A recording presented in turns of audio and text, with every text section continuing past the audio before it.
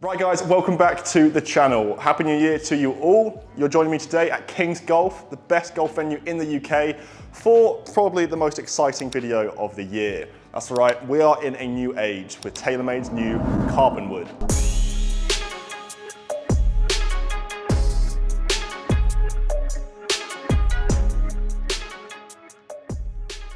Yes, the carbon wood. This is so interesting. You've probably seen it over the last few months with Tiger having it in the bag, a few rumors circulating on social media, and now today we're proud to show you what it has to offer. We are going to be reviewing the drivers today, so the Stealth Plus, the Stealth, and there's also a Stealth HD. I'll get onto that in a little bit. We haven't got that one today, we've got the two flagship models. If you haven't seen it, there is a brand new design. We've got a really nice black PVD, a darker black here, but the most interesting thing is that red color scheme that you do have all across the face, and the face is the most pinnacle piece of technology throughout this new metal wood, or carbon wood. So this face is made out of 60 layers of carbon, and that is completely different to any other golf club we've seen ever. TaylorMade have been working on this for 20 years. That's right, 20 years. I'm sure you guys may be wondering how long it takes to create a new golf club. This has been started pretty much in 2000.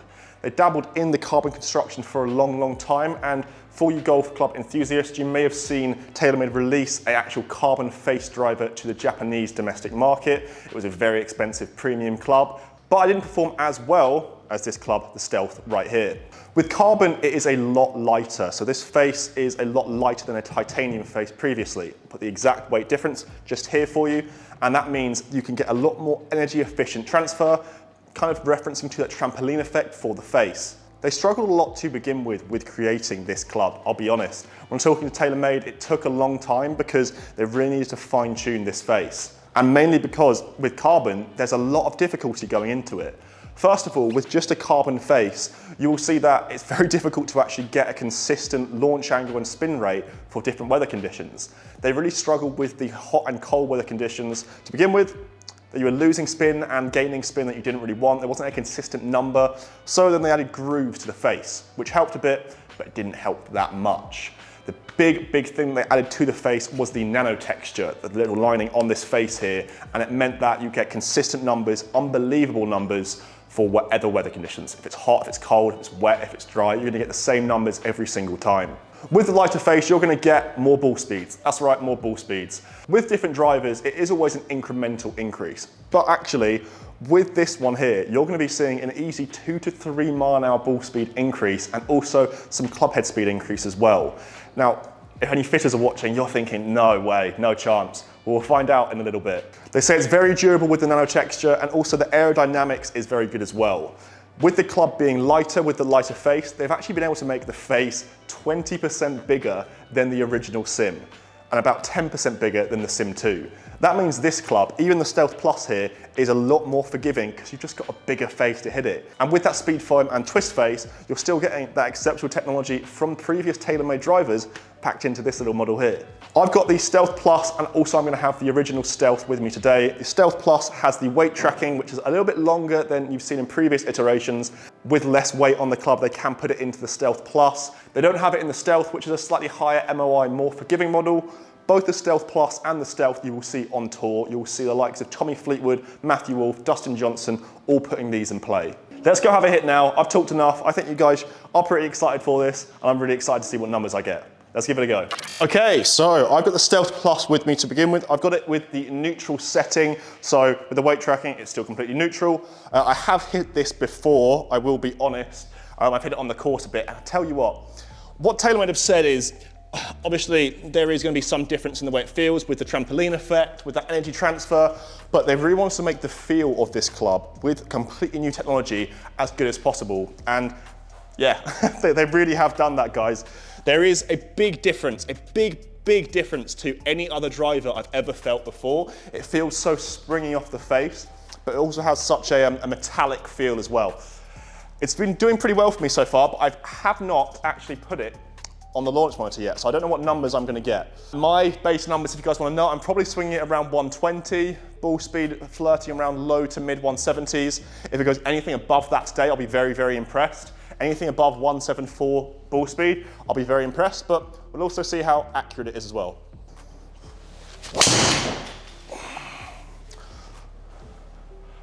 It's a good start. So I'm really trying to just hit my on-course swing here. I'm not trying to hit it absolutely miles, but for a first shot out of that one on, for numbers wise, 174.4, I wouldn't say that's the best strike either. Yeah, it was a little bit low and out of the heel, but still getting smash of 1.47. I'm not gonna complain about that one, are we? Okay, I blocked that one, but take a peek at that smash and take a peek. Ooh, take a peek at that ball speed, guys. That's not something I've seen before. I blocked it a little bit, which is just my fault, but looking at those numbers there, 177.5 ball speed instantly. Like, that is second swing. So I could easily get 180 ball speed today. There it is again. That is a low spinning demon. I can't wait to show you these numbers. I'll hit a few more, but spin rate low, 340, 177.8. This is special, isn't it? This really is special. Oh, what's about that one? 179.1. Spin up a bit, look at that shot, come on. 122 club. If you guys have watched any of my videos before, you've been aware of how I swing it, and my max club head speed is about 123, but that's when I'm swinging out my socks. I don't really feel like I'm swinging out of my socks here. I feel like I'm swinging pretty standard for how I went on the course, and that ball speed is just going up and up and up. Ball smash factor staying consistent. Let's have one more. That's such a good shot. A little bit left, maybe that one. That's unfortunate, but look, again, consistently getting high 178, 179 ball speed. Spin rate up as well with that one, which is fine. Let's hit one more. Again, kind of a little bit across myself on that one, but in terms of numbers, we're not really gonna fault it. It's just a dispersion, so I maybe need to go over to the actual Stealth rather than the Stealth Plus, or even just adjust the weight tracking a little bit to open the face. Let's just do a deep dive into those numbers to show you what I mean and how special this club really is. Okay guys, so you can tell I'm pretty excited by this. I'm not usually one to get that excited by a driver because in all honesty, apart from a few select drivers, they all kind of feel the same. The sound and feel of this one here is something that you really need to go and experience to think, okay, this is actually a big, big difference. Now, if you're an amateur golfer who doesn't play much, maybe not, but I think the purists among us will really actually notice the difference between this. And the numbers do actually back it up. So go on to this table here. As I said to you guys before, I started hitting, and you guys can look back at any of my videos that I do with a driver, I'm kind of getting around that 175 ball speed. I'm not really climbing above it. I am if I hit it as hard as I can. Today, I'm hitting it how I would on the course. And those numbers there are extremely impressive. I think you guys would agree with me here. So first of all, let's go on to the club head speed. I am swinging it around 190, 120. I would say that is my normal club head speed. But the average there with 120.8 will probably see me have about a mile per hour increase to what my usual club head speed is. So again, that's pretty impressive. The ball speed is the one thing that I myself have not tested this yet. I am extremely impressed with that. I've already said to you guys, my ball speed's around 175. I'm climbing up here to around the 179 with the average at 177.7. That is, yeah, it is going straight in my bag. It's already been in my bag for a while, but it's gonna stay in my bag for a long, long time if I can get those numbers consistently on the course. That is above the PGA Tour average. That's getting up into the top 10, top 20 for the PGA Tour distance there.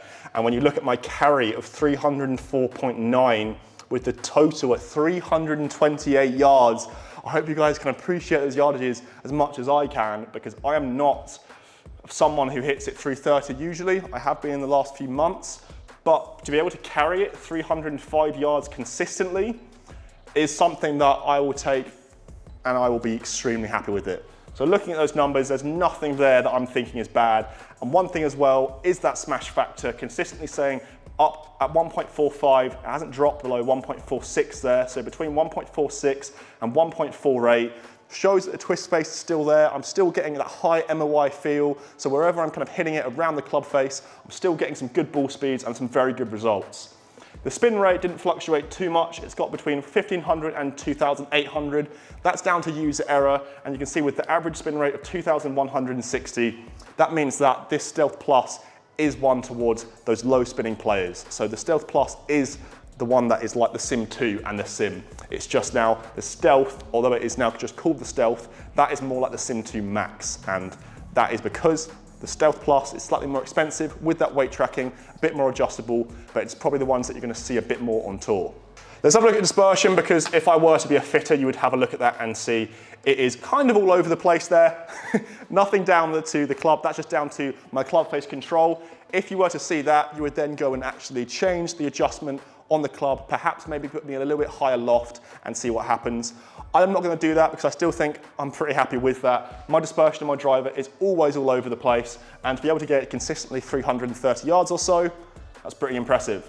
I'm going to leave it there just for the Stealth Plus right now. I'm going to move over to the Stealth, the one with slightly higher MOI, slightly more forgiving, probably more down to our amateur players, ones that you guys may be more interested in, and see what results I get and compare it to the Stealth Plus.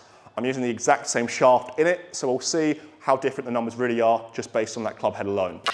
So the Stealth is the one that is slightly cheaper. It doesn't have the adjustable weight tracking, but it still has all of the technology, the carbon face, the twist face.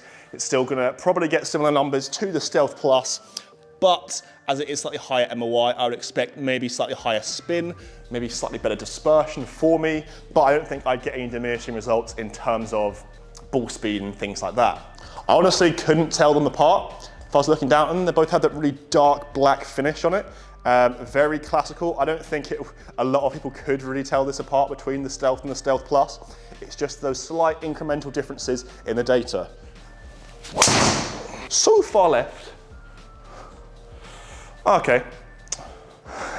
That is interesting. So I hit that one really, really badly there, really high, and I thought I came across it quite a lot. So I was expecting that to be maybe about 80 yards left, but it's held up quite well. So that's a first plus, if you pardon the pun, for the Stealth, because that one, I think the MOI and just the forgiveness helped a lot with that one.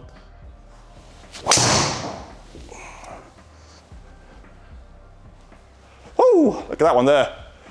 That's pretty straight, isn't it? Going out to 327. Ball speed, still good. I think it will climb up a little bit in the next few shots. Blocked that one. Ooh, well, that's the first. So you can see that one there is not the best in terms of the spin rate going up, with that launch angle very high as well. So you can see there's already a few differences. You can see I'm hitting these a little bit more accurate than before. They're all going very straight. There's not too much curvature on it, but a little bit diminishing distance on that one despite some good ball speed. You see with that spin rate climbing up a little bit there. So slightly higher spin and for a slightly better dispersion, which is exactly what's on the tin of this TaylorMade Stealth driver. Yeah, hit that one really badly. So you can see spin going up again there, but that is dead straight. It's a slightly higher launch angle. No real problems with this one. As you can see that spin's higher. I will say that 3,300 is higher than it probably is. I would reckon it's probably going to average around 2,700 or so, maybe 2,600. Ball speeds and everything still pretty similar, and launch angle a bit higher as well.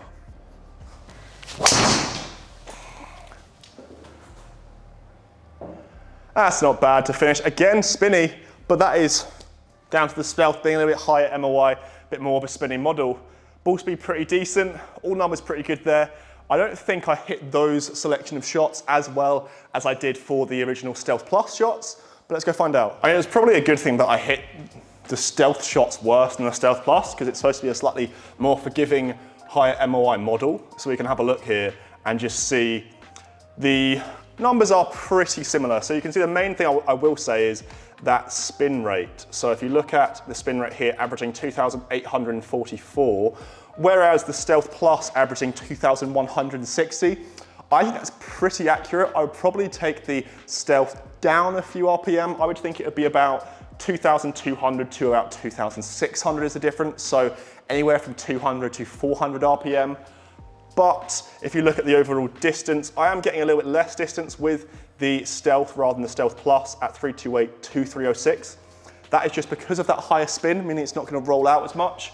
And then looking at the launch angle as well, the difference of 2 degrees. Again, it's all pushing it down to what TaylorMade want, being that the Stealth Plus, I guess the flagship model, slightly more expensive with that adjustable weight tracking, is still as forgiving, but just a bit lower spin, a little bit lower launch angle, a bit more penetrating, and probably the ones that you're going to see the tour players use.